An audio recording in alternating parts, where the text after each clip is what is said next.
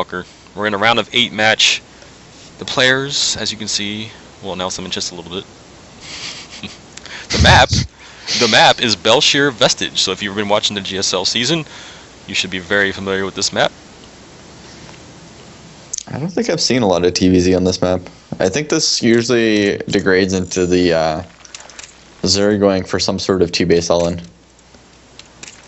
Yeah, this just because taking a third is too hard. But anyway. Yeah, this map has the feel, has that Ohana feel to it. You know, has like, okay, let's get this over with ASAP. Well, Ohana has an easier to take third. Oh yeah. This third's so far away. Anyway, it is. How about you do the introductions? Lower right, we have Paperboat. He is a red Zerg. How about that?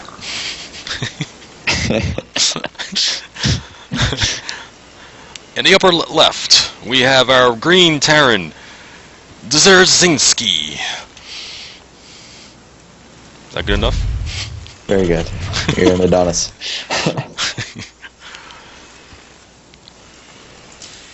And the map is GSL Bel'shir Vestige.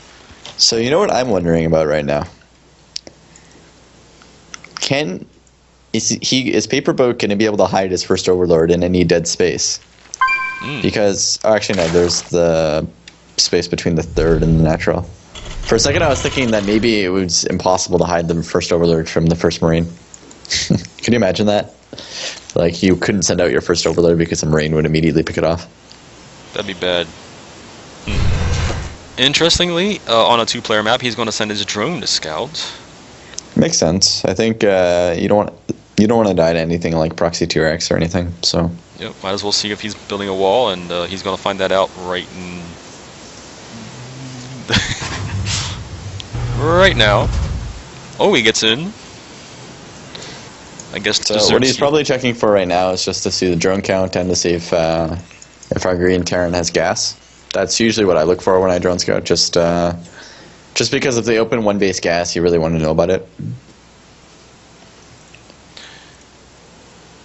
So he saw no gas, so if I were him, I'd be thinking this is 19 times out of 20, just 1 Rex expand. Alright, so here comes the SCV. He's going to come into the natural here. He's going to see, does he see the hatchery? Yes, he does. He saw a hatchery. He has his SCV Alright, so blinked all the way around here.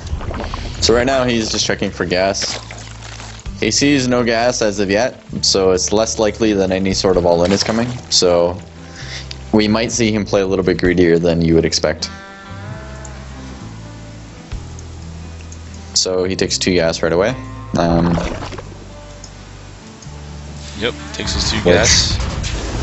We didn't see him do anything like throw down a third command center just yet, but there's no reason to on this map, I think, just because you expect the Zerg to open 2-base. Although, he did get his 2 gas before the bunker, so that's quite neat. And he was able to do that because he knew that no early speedlings were coming. So actually, now that I think about it, I think that bunker would be ready in time anyway. So no, this is just a solid safe build. I like it. Good stuff, Mr. Green Terran. Good stuff. That's right. I like the bunker placement here also. I've noticed this on this map where that bunker is going between the ramp and the command center and not between the command center and this huge ramp. You know, going into space. But they put it there because, I mean, it just makes sense that you have that range to hit that ramp. Alright, so our Zerg is taking 2 gas at this point, going the standard 4 Queen. Good stuff, it's a good build. It's interesting, one thing which I like is that he took 1 gas at each base. The reason why this is good is because it doesn't fuck with your saturation so much. Because like if you take 2 gas at 1 base, then suddenly that's 8 drones you're taking off minerals. Right? Whereas if you do it 1 and 1, it's balanced. Oh, you mean 6? 3 drones per gas? Plus 1 to build the extractor. Oh, yes, wow. I am impressed with your math. We have a spine crawler going down in front of the natural for Paperboat. That Overlord you were talking about that he could put in dead space, it's now hovering pretty close to the gas here at the Terran natural. So I believe with his vision, he can see when a gas does go down there. Yeah, that's actually... I'm going to remember that. That's a good spot to put the overlay. That's a very good spot. So it seems that our Terran player is going Hellion Banshee. Very nice. Yep, factory. Oh, I'm sorry. This is kind of your expand 111 because he built a barracks, he built a factory, and then he built a starport. And out of his factory, he's making Hellions, and out of the starport, he's going to be making Banshees, you would assume. Yes, he is. Okay, Banshees are coming out. And what this does is it makes your barracks just a hair obsolete for the time being. Like, there's not much that the barracks is going to do in this early game here for the Terran. Well, what are you talking about? It's walling in the bunker. Well, I mean, he's making so units useful. for the in the bunker, but, like, you know, if he were to make, like, 3 more barracks, then all of a sudden the barracks would have more importance. But, you know, whatever. Our Zerg player has his spire down already. That is a very fast spire. I've actually seen Terrans not do this. Like, they'd actually float that barracks and scout with it. Yeah. That is a very fast spire. Holy crap. Where is it at? Is it in the main? Or yeah, there it is. Yeah. Main. That's one. Wow, this is like... Wow. It's going to be up to these Hellions. He could just run by and do a lot of damage right now, I think. Yeah. Ooh, whoa, whoa. I don't know. Well, no, he has a lot of... That's 6 Hellions and a Banshee in the air here. These Zerglings... I think depending how much damage he does with these Hellions... Wait, no, whoa! Whoa, wait a second. That is the... Did you see that? How the Hellions all got surrounded by the Zerglings and then... Yes. You know, GG no re. Well, GG re potentially 2 times. Yeah, it looked... I don't know. Did Dzerzshinsky, like, just not have his his... I think that this game's over, to be honest. Just because if you look at... Dzerzshinsky has no idea about the Spire.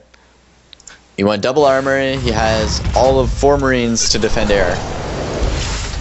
And he went double armory, and he's making factories, and he doesn't even have a tech lab. Oh. Yeah, there are...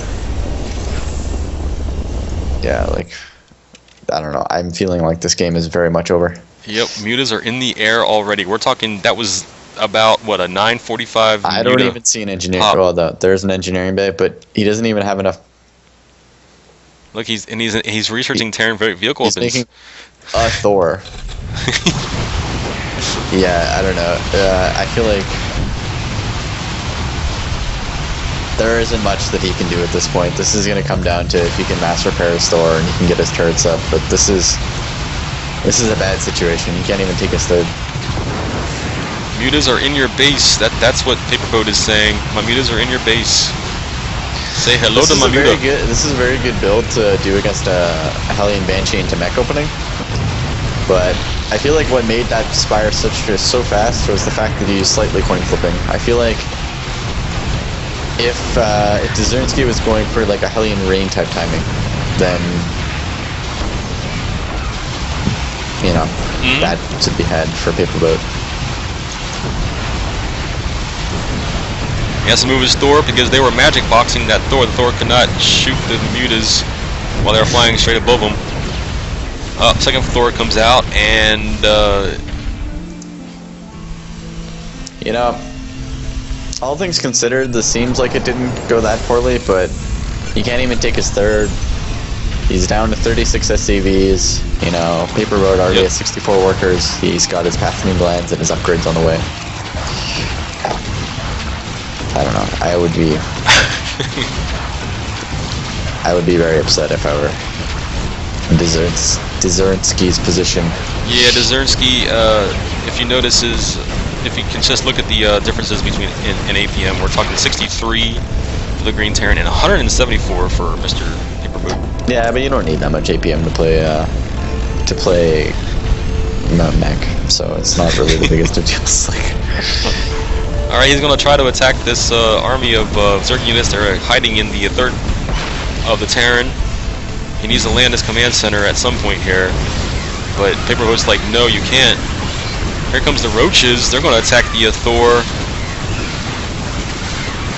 GG from Dzerzshinsky.